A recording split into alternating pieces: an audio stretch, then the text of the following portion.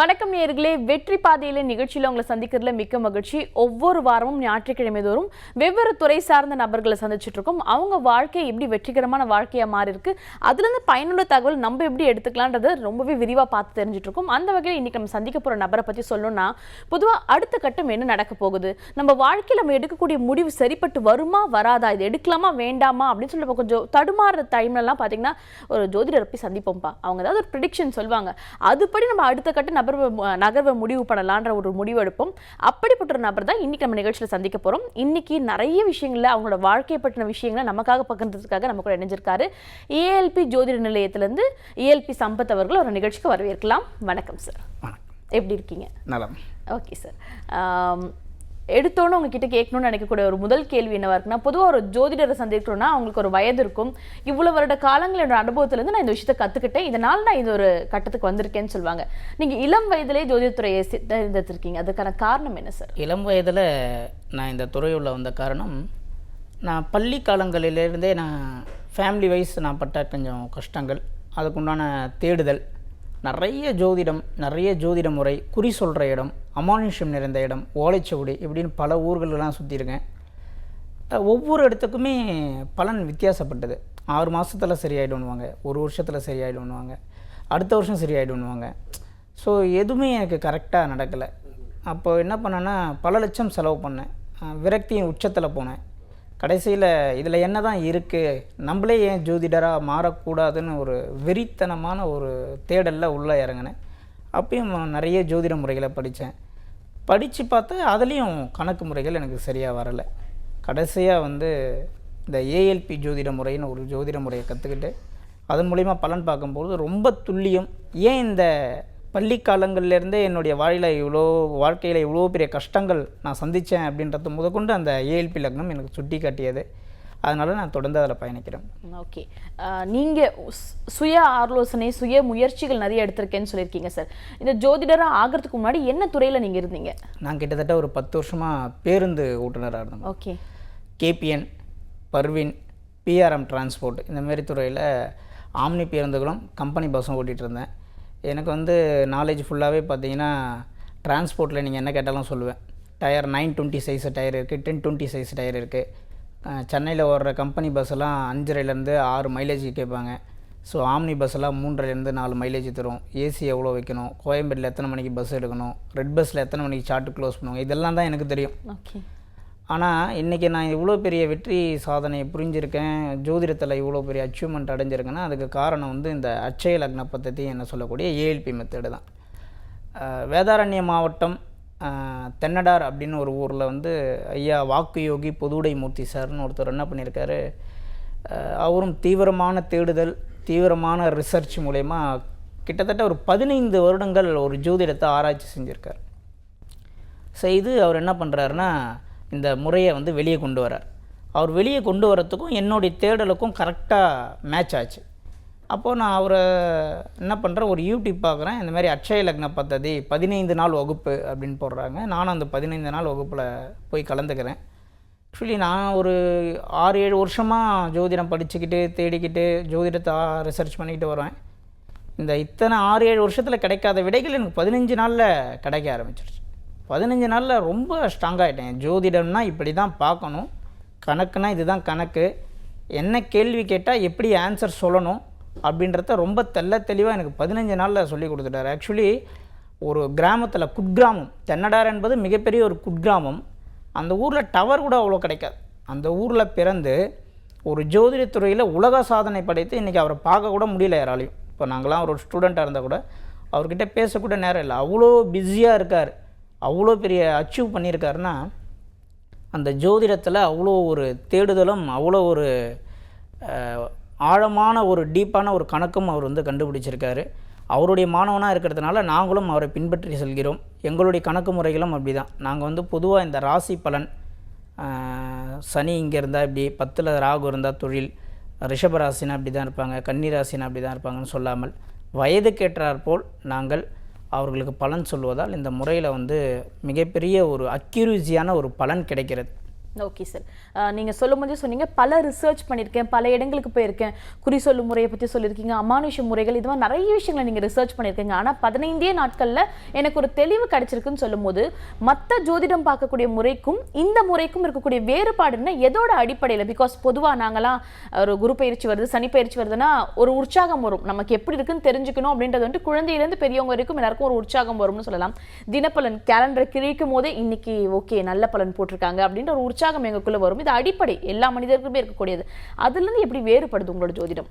நம்ம ஜோதிடம் எப்படி வேறுபடுது அப்படின்னு கேட்டிங்கன்னா, பக்குவம் அப்படின்னா என்னென்னா, என்ன பேசணும் அப்படின்னு தெரிஞ்சு பேசுகிறது பக்குவம் கிடையாது. என்ன பேசக்கூடாதுன்னு தெரிஞ்சிருந்தாலே போதும், என்ன பேசணுன்ற விஷயம் ஆட்டோமேட்டிக்காக அங்கே வந்துடும். அதே மாதிரி தான் ஜோதிடத்தில் என்ன சொல்லணும், என்ன கணக்கு சொல்லணும், என்ன கற்றுக்கணுன்றதெல்லாம் தாண்டி என்ன நம்ம செய்யக்கூடாதுன்னு முதல்ல அட்சய லக்ன பദ്ധதியில் சொல்லித்தராங்க. ஒரு ஜோதிடத்தில் ஒரு ஜாதகத்தை எடுத்த உடனே அங்கே பார்த்திங்கன்னா 12 கட்டம் இருக்கும், 9 கிரகம் இருக்கும். நம்ம என்ன பண்ணுவோம்னா, நம்மளா ஒரு அசம்ஷனில் இந்த கிரகம் இங்கே இருந்தால் இது தான் பலன் தரும் அப்படின்னு நம்ம எடுத்துக்கிறோம். ஆனால் எங்களுடைய ஜோதிட முறையில் அந்த கணக்கு எடுத்துக்கொள்ளப்படவில்லை. இப்போ பொதுவாக பார்த்திங்கன்னா, ஒரு குழந்தைக்கு ஜாதகத்தை எடுத்துகிட்டு வராங்கன்னா 2 கேள்வி கேட்பாங்க. ஒன்று, பிறந்த குழந்தைக்கு ஃப்யூச்சர் எப்படி இருக்குன்னு கேட்பாங்க. அப்படி இல்லைன்னா அந்த குழந்தைக்கு உடல் ரீதியான உபாதைகள் இருக்கும், அவ்வளோதான். 2 கேள்வியில் முடிச்சிரும். இதுதான் ஏஎல்பி அஸ்ட்ராலஜி. இளம் வயதில் ஒருத்தவங்க வராங்கன்னா திருமணத்துக்காகவும் வேலைக்காகவும் வருவாங்க. இப்படி ஒரு சில கணக்கு முறைகள் எங்களுக்கு இருக்குது. ஆனால் மற்ற முறைகளில் எப்படின்னா, 10ல் சந்திரன் இருக்கார், அதனால் இவர் பார்த்திங்கன்னா உணவு சார்ந்த தொழிலே செய்வார், 10ல் ராகு இருக்கார், 4ல் சனி இருக்கார், பழைய வீடு வாங்குவாங்க, இப்படி சொல்லுவாங்க ஆக்சுவலி. ஆனால் அது உண்மை அல்ல. லக்னம் மாறும் பொழுது 4ஆம் இடமும் 10ஆம் இடமும் மாறுது, பலவிதமான மாற்றங்கள் ஏற்படுது. அப்போது ஒவ்வொரு லக்னமும் 10 வருஷத்துக்கு மாறும்பொழுது ஒருத்தருடைய வாழ்க்கையில் பலவிதமான மாற்றம் ஏற்படும் அப்படின்றது தான் எங்களுடைய முறை. ஓகே, லக்னம் மாறும் அப்படின்றது ரொம்பவே புதுமையான விஷயமா இருக்குது. இது வரைக்கும் கேள்விப்படாத ஒரு விஷயமா இருக்குது. பிறந்த நேரம், அந்த கரெக்டான நொடிகள் நம்மளோட வீட்டில் கணிச்சு சொல்கிறாங்க, அதை வச்சு ஜாதக கட்டம் இருக்குது. அப்படி இருக்கும்போது அது எப்படி வேறுபாடு ஆகும்? எப்படி வேறுபாடு ஆகும் அப்படின்னு கேட்டிங்கன்னா, அந்த காலத்தில் சந்திரனை அடிப்படையாக வைத்து பலன் பார்த்தாங்க. ஏன்னா சந்திரன் அந்த காலத்தில் ஒரே ஊரில் பிறந்தாங்க, ஒரே ஊரில் வாழ்ந்தாங்க, ஒரே ஊரில் பக்கத்து தெருவிலே பொண்ணு எடுப்பாங்க, இல்லை பக்கத்து ஊரில் பொண்ணு எடுப்பாங்க, அங்கே வாழ்ந்து அங்கே மடிந்தாங்க. மனிதர்கள் ஒரு இடம் விட்டு ஒரு இடம் நகரலை. ஸோ அதனால் சந்திரனை அடிப்படையாக வைத்து மட்டுமே அன்றைய கூறிய பலன் மிகவும் சரியாக இருந்தது. இன்றைக்கி அப்படி கிடையாது. நம்ம பிறந்தது ஒரு ஊர், வேலைக்காக நகர்ந்தது ஒரு ஊர், திருமணமாகி மறுபடியும் மூவ் ஆகிற ஒரு ஊர் இருக்குது, பிள்ளைகளின் படிப்புக்காக மூவ் ஆகிற ஒரு ஊர் இருக்குது.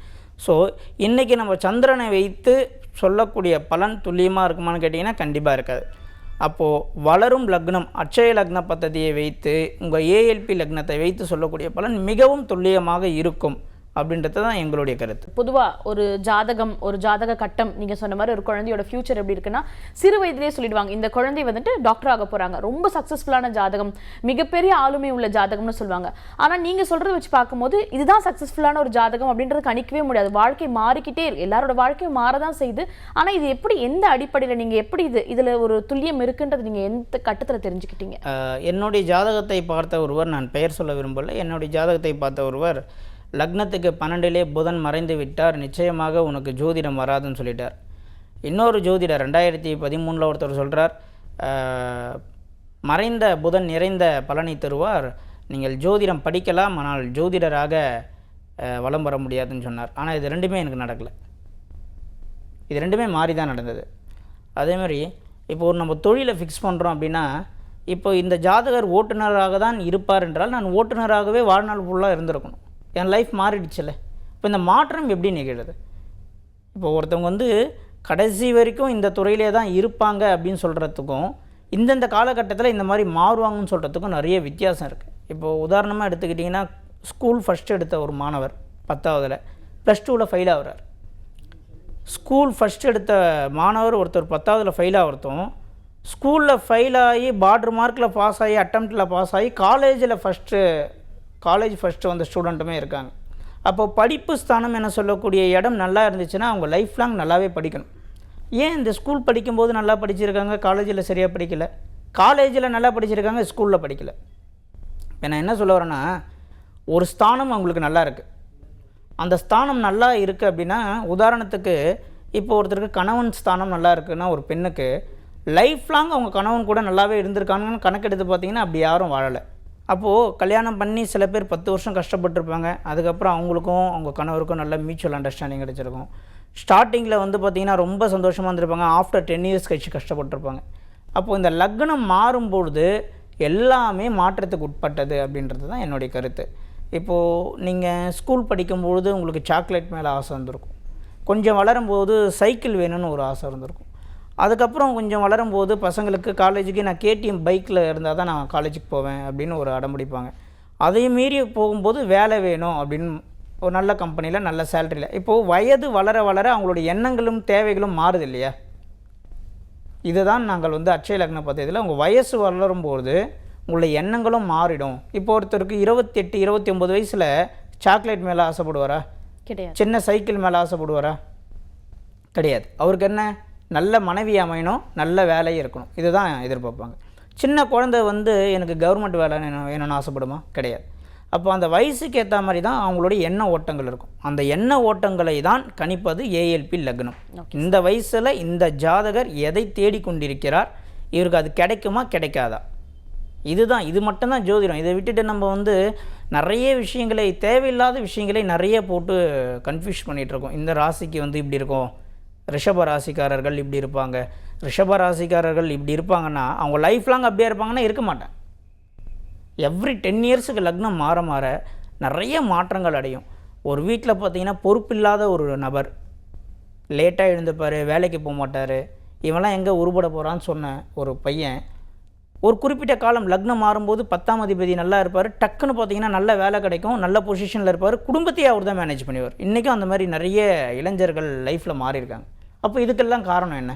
இப்போ நம்ம ஒரு ஜாதகம் பார்க்குறோம், இந்த ஜாதகர் வந்து சரியான வேலைக்கு போக மாட்டார் அப்படின்னா ஒரு லைஃப் லாங் போகக்கூடாது இல்லையா?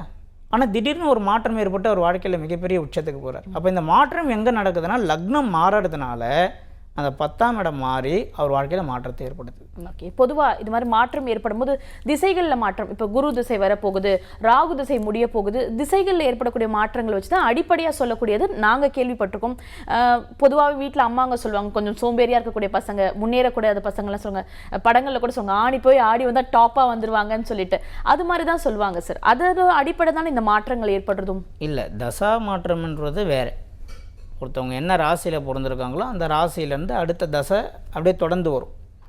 இது வந்து லக்னம் மாறுது, லக்னமும் மாறும், தசையும் மாறும். மெயினாக லக்னத்துக்கு தான் நம்ம வந்து பலனை எடுக்கணும். ஜாதகருக்கு தான் முதல் முக்கியத்துவத்தை நம்ம தரணும், அதுக்கப்புறம் தான் தசைக்கு தரணும். தசாநாதன் நல்லா இருக்குது. இப்போது எனக்கு தெரிஞ்ச ஒரு ஜாதகம் 9ல் துலாம் லக்னத்தில் பிறந்திருக்காரு, ராகு 9லேருந்து தசையை நடத்துகிறாரு. தசையை நடத்தக்கூடிய ராகுவை குருவும் பார்க்குறாரு. ஸோ அற்புதமான ஜாதகம், சுபர் பார்வையும் இருக்குது.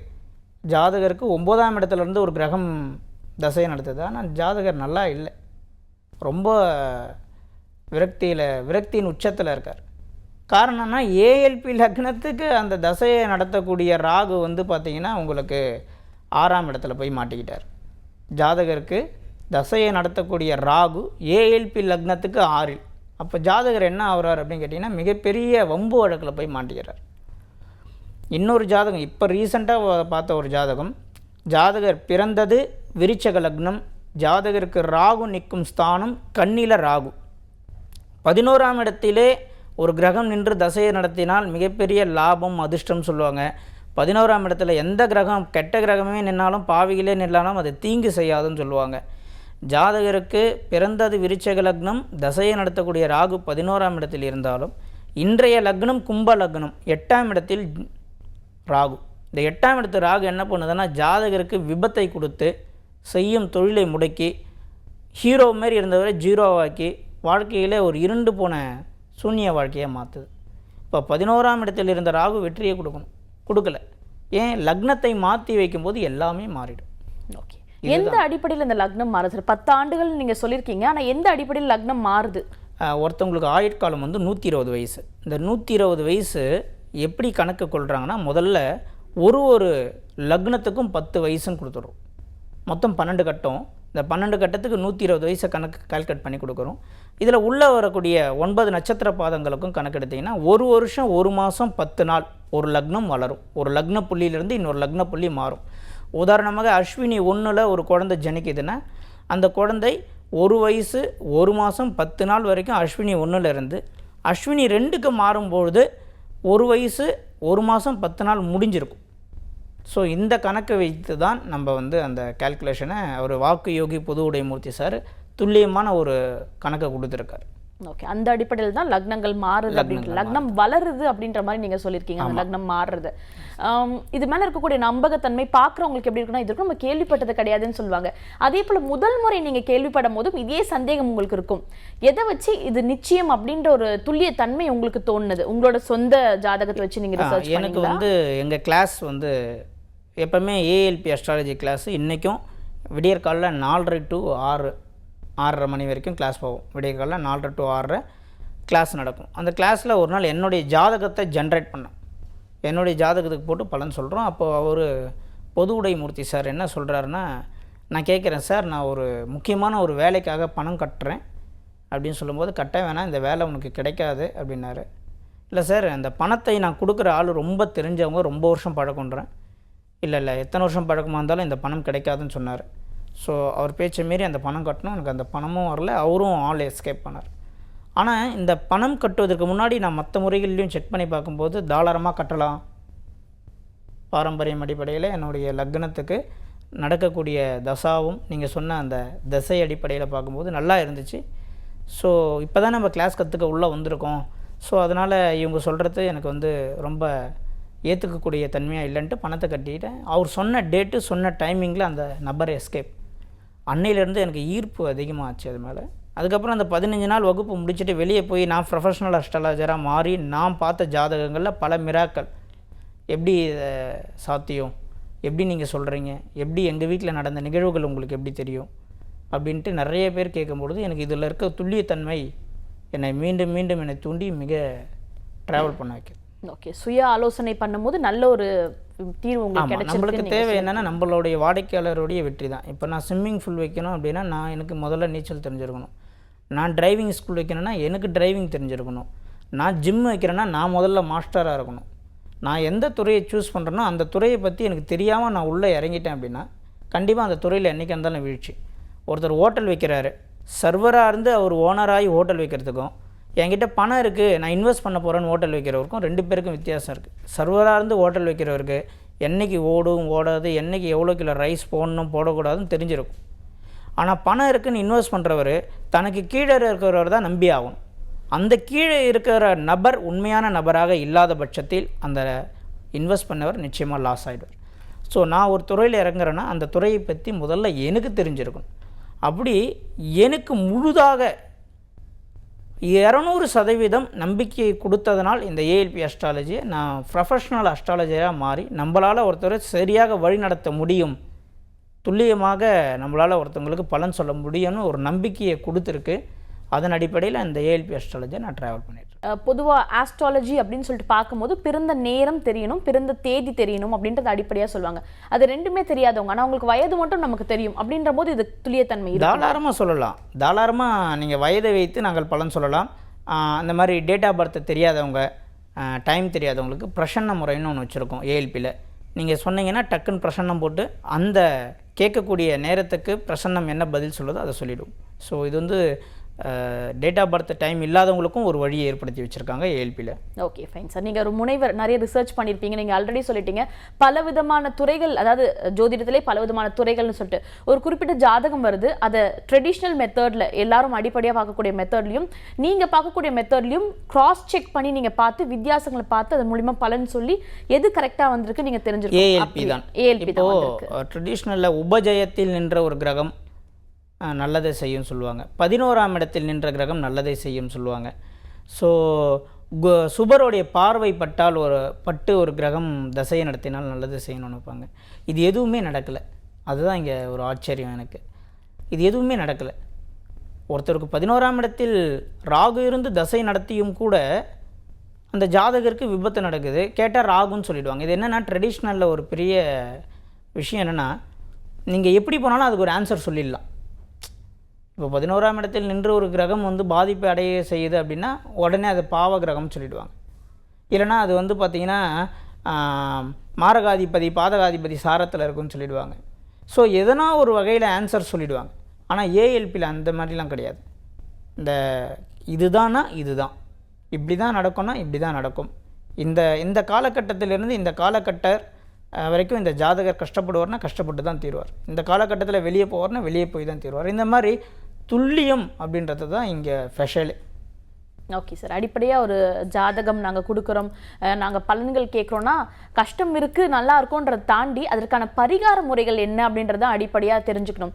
உங்களோட ஏஎல்பி முறையிலையும் அது மாதிரி பரிகாரங்கள் இருக்குது, அதற்கான தீர்வுகள் சொல்வீங்களா? முதல் பரிகாரம் ஏஎல்பியில் வந்து பார்த்திங்கன்னா, ஒருத்தருக்கு வந்து நடக்கவே நடக்காது, அடுத்த 2 வருஷத்துக்கு கல்யாணமே நடக்காது அப்படின்னு ஜாதகத்தில் பார்த்துட்டோம். என்ன பண்ணணுன்னா 2 வருஷத்துக்கு கல்யாண பேச்சே எடுக்கக்கூடாது. இதுதான் நாங்கள் சொல்கிற பரிகாரம். ஏன்னா நீங்கள் வந்து போயிட்டு இப்போ வடபழனி பஸ் ஸ்டாண்டில் நிற்கிறீங்க, கோயம்பேட்டிலேருந்து பஸ் வரப்போகுதுன்னு நிற்கிறீங்க. 2 மணி நேரத்துக்கு பஸ்ஸு வராதுன்னு தெரிஞ்சிட்டா நீங்கள் என்ன பண்ணணும்? ஒன்று வீட்டுக்கு பக்கத்தில் வீடு இருந்தால் வீட்டுக்கு போயிட்டு வரணும், இல்லைனா 2 மணி நேரம் பஸ்ஸை எதிர்பார்க்காத மற்ற வேலைகளில் உங்களுடைய கவனத்தை செலுத்தணும். 2 வருஷத்துக்கு கல்யாணம் நடக்காதுன்னு தெரிஞ்ச பிறகு நீங்கள் 2 வருஷத்துக்கும் தொடர்ந்து பரிகாரம் செய்வது வீண் விரயங்களை ஏற்படுத்தும். பரிகாரத்தினால் அனைத்தையும் மாற்றிவிடவும் முடியாது. பரிகாரம் என்பது இல்லவே இல்லைன்னு சொல்ல முடியாது. ஜோதிடம் என்பது என்னென்னா 50% உங்கள் வாழ்க்கையை மாற்றி கொடுக்கும், 50% நீங்கள் செய்த கர்ம பலனை அனுபவித்தே தீர வேண்டும். இந்த 50% எப்படி நீங்கள் மாற்றிக்க போகிறீங்க அப்படின்றத தான் ஏஎல்பியில் துல்லியமாக சொல்கிறோம். முதல் விஷயம் வெயிட் பண்ணணும். இது நடக்காதுன்னு தெரிஞ்சிச்சுன்னா வெயிட் பண்ணிடணும். நடக்கும் அப்படின்னு தெரிஞ்சிச்சுனாலும் நீங்கள் என்ன பண்ணணும்? அதுக்குண்டான எந்த ஒரு புதிய முயற்சியும் தேவையில்லை. இப்போ பரிகாரம் என்பது ரொம்ப நாங்கள் ரெஃபர் பண்ணுறது எல்லாமே கோவில் மட்டும்தான், ஆலயங்கள் மட்டும்தான். அந்த மெட்டீரியல்ஸுக்கு அதிகமாக முக்கியத்துவம் கொடுக்கறதில்ல, கோயில் ஆலயங்களுக்கு மட்டும்தான் அதிகமாக ரெஃபர் பண்ணுறோம். அது கூட யாருக்கு அப்படின்னு கேட்டிங்கன்னா, வேறு வழியே இல்லை, வேறு ஆப்ஷனே இல்லை, நான் வந்து 15 வருஷமாக கஷ்டப்பட்டுருக்கேன், இல்லை எனக்கு தொடர்ந்து தடையாகவே இருக்குது, தடங்களாகவே இருக்குது அப்படின்னா அதற்குண்டான ஒரு குறிப்பிட்ட ஒரு சில பழமையான சிவன் கோவில், முருகர் கோவிலை அதிகமாக ரெஃபர் பண்ணுறோம். அங்கே போயிட்டு வந்தால் ஒரு மாற்றம் நடக்கும். ஓகே. மற்றபடி பரிகாரங்கள், ஹோமங்கள், பூஜைகள் அதுக்கெல்லாம் நம்ம அதிகமாக, ஏன்னா அவங்களே வந்து பிரச்சனையில் வராங்க, அவங்களே வந்து கஷ்டத்தில் வராங்க, அவங்களுக்கு வந்து ஒரு தீர்வை கொடுப்பது இறைவனால் மட்டும்தான் கொடுக்க முடியுமே கண்டி ஒரு ஜோதிடரால் கொடுக்க முடியாது. ஏன்னா ஜோதிடர்களுக்கே எவ்வளோ பிரச்சனை இருக்குது பர்சனலாக. இப்போ அவங்களுடைய வாழ்க்கையே அவங்களால கொஞ்சம் மாற்றிக்கிறதுக்கு இறைவன்கிட்ட தான் போய் சரணாகதி அடைகிறாங்க. அப்போது கிளைண்ட்டுங்களுக்கும் வாடிக்கையாளர்களுக்கும் ஏஎல்பி அஸ்ட்ராலஜியில் சொல்லக்கூடிய ஒரே விஷயம் என்னென்னா, ஆலய வழிபாடு மட்டும்தான் ஒரு மனிதனை மாற்றும். பரிகாரம் நம்பி போனீங்கன்னா அது என்றைக்கு இருந்தாலும் இஷ்யூ தான். அது பரிகாரம் என்பது டெம்பரவரியாக தான், பர்மனண்ட் சொல்யூஷனை தராது. ஓகே. ஒரு என்ன சொல்கிறது, ஒரு ஆன்மீகத்துக்கு மேலே நம்பிக்கை உள்ளவங்க, ஜாதகத்துக்கு மேலே நம்பிக்கை உள்ளவங்க பொதுவாக பண்ணக்கூடாது. குழந்தை பிறந்த உடனே ஒரு குறிப்பிட்ட காலம் முடிஞ்ச பிறகு அவங்களுக்கு ஒரு ஜாதக புத்தகத்தை எழுதுறது வந்துட்டு ஒரு அடிப்படை தெரிஞ்ச ஜாதகர்கிட்ட போயிட்டு எழுதிட்டு வருவாங்க. ஸோ உங்கள் மெத்தட் பற்றி பேசும்போது ஜாதக புத்தகமே அவசியம் இல்லையோ அப்படின்ற மாதிரி ஒரு கேள்வி வருது. இல்லை, ஜாதக புத்தகம் எழுதுவது எந்த அளவுக்கு அடிப்படையில் தேவைப்படக்கூடிய விஷயம் இல்லை. குழந்தை பிறந்தவொடனே அனைவருமே ஜாதக புத்தகம் எழுதி வைப்பது மிக மிக அவசியம். ஆனால் ஜாதகம் எப்போ பார்க்கணுன்னா 12 வயசு முடிஞ்சு 13வது வயசு தொடங்கும் பொழுது தான் அந்த குழந்தை இந்த பூமியில் பிறந்த கர்ம வினையை அனுபவிக்க தொடங்குது. ஸோ 12 வயசு வரைக்கும் ஜாதகம் பார்க்க அவசியம் கிடையாது. 13வது வயசில் நீங்கள் தெரிஞ்சுக்கலாம். மேக்ஸிமம் நீங்கள் ஜாதகம் நிறைய பேர் சம்மந்தமே இல்லாத நிறைய விஷயத்துக்கு பார்க்குறீங்க, ஆனால் அப்படி பார்க்குறது ரொம்ப வேஸ்ட். 10th படிக்கும்போது +1 என்ன குரூப் எடுக்கலான்னு பார்க்கலாம், 12th படிக்கும்போது அதை பேஸ் பண்ணி காலேஜில் என்ன குரூப் எடுக்கலான்னு பார்க்கலாம், காலேஜ் முடித்த உடனே வேலைக்காகவும் திருமணத்துக்காகவும் பார்க்கலாம், திருமணத்துக்கு பிறகு வீடு கட்டுறது, குழந்தைகள், இப்படி பார்க்கலாம். இதுமாரி தேவைக்கு மட்டும்தான் ஜாதகத்தை கையில் எடுக்கணும். இன்றைக்கி சம்மந்தமே இல்லாத நிறைய பேர் வந்து என்னுடைய ஃப்யூச்சர் எப்படி இருக்கும்னு கேட்குறாங்க. ஃப்யூச்சருக்காக கரெக்டாக முயற்சி எடுக்கிறவங்க அந்த கேள்வியை அதிகமாக கேட்க மாட்டாங்க. ஓகே. அடிப்படையாக நமக்கு ஒரு கஷ்டம் இருக்குது, ஒரு மாறுதல் வேணும் அப்படின்னா ஜாதகம் போய் பார்ப்போம். நீங்கள் சொல்கிறத வச்சு அடிப்படையில் பார்க்கும்போது 10 ஆண்டுகளுக்கு ஒரு முறை ஜாதகம் பார்க்க வேண்டியது அடிப்படையாக, இல்லை அதுக்கு நடுவில் பார்க்க வேண்டிய அவசியம் கிடையாது? இல்லை, கரெக்டாக சொல்ல போனால் 10 வருஷத்துக்கு ஒரு வாட்டி பார்க்கணும். இன்னும் ரொம்ப துல்லியமாக சில பேர் இருப்பாங்க, நான் வாழ்க்கையில் எந்த ஒரு காலகட்டத்திலையும் கீழே விழுந்துடக்கூடாது, என்னுடைய வெற்றி என்றைக்குமே ஒன்று கிராஜுவலாக இருக்கணும், இல்லை கொஞ்சம் மேலே ஹையாகவே இருக்கணும்னா 1 வருஷம் 1 மாதம் 10 நாளுக்கு பார்த்தீங்கன்னா மிக துல்லியமாக அவங்களுடைய பலன்களை நீங்கள் இந்த 1 வருஷம் 1 மாதம் 10 நாள் நம்ம எப்படி இருப்போம். இல்லை சார், 1 வருஷம் 1 மாதம் 10 நாளில் என்னால் பார்க்க முடியாது, வருஷம்லாம் என்னால் பார்க்க முடியாது அப்படின்னா அட்லீஸ்ட் 4 வருஷம் 5 மாதத்துக்காச்சும் பார்த்துருங்க. அந்த 4 வருஷம் 5 மாதத்துக்கு கூட என்னால் பார்க்க முடியாது சார் அப்படின்னா 10 வருஷத்துக்கு கம்பல்சரி பார்த்தே ஆகணும். இந்த 10 வருஷம் நீங்கள் எப்படி இருக்க போகிறீங்க? கடங்காரனாக இருக்க போகிறீங்களா, நல்ல யோக வாழ்க்கையை வாழ போகிறீங்களா, இல்லை நான் கிராஜுவலாக உங்கள் லைஃப் போதா? இந்த 10 வருஷம் எப்படி இருக்குது? உதாரணம், ஒரு ஜாதகர் மேஷ லக்னத்தில் பிறக்கிறார், ஜாதகர் வளர்ந்து இப்போ வந்து மிதுன லக்னத்தில் இருக்கார், ஜாதகருக்கு ஒரு 25 வயசுன்னு வச்சுப்போம். இந்த 10 வருஷம் புதன் நல்லா இருந்தால் ஜாதகர் நல்லா இருப்பார். ஏன்னா லக்னாதிபதியே புதன். இந்த புதன் நல்ல ஸ்தானத்தில் அமைந்திருந்தார்னா நல்லா இருப்பார். ஒருவேளை இந்த புதன் போயிட்டு 6ஆம் இடத்துல பிளேஸ் ஆகிட்டார் விருச்சிகத்தில், நான் இந்த ஜாதகர் இளம் வயசுலேயே நோய் வாய்ப்படுவார், நரம்பு நர்வஸ் ப்ராப்ளம் வரும், கம்யூனிகேஷன் பிரச்சனை வரும். ஸோ இந்த மாதிரியான விஷயங்களை நீங்கள் முதல்ல தெரிஞ்சுக்கணும்.